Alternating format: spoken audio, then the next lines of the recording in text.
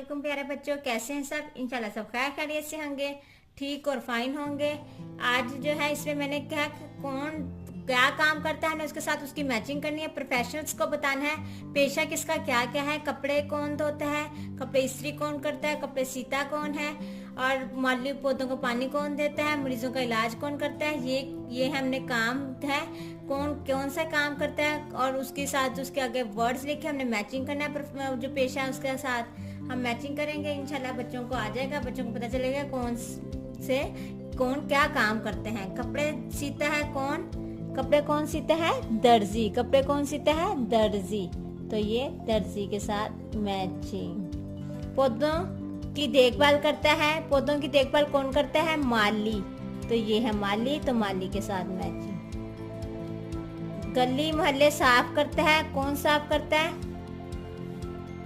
पाकरो। गली मोहल्ले साफ करते हैं।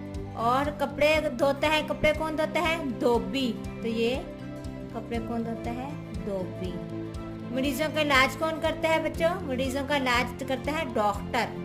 ये हमने डॉक्टर के साथ मैच कर दिया। गाड़ी मरम्मत करता है, गाड़ी कौन मरम्मत करता है, कारीगर। गाड़ी मरम्मत करता है कारीगर। फसलें उगाता है, फसलें कौन उगाता है, किसान।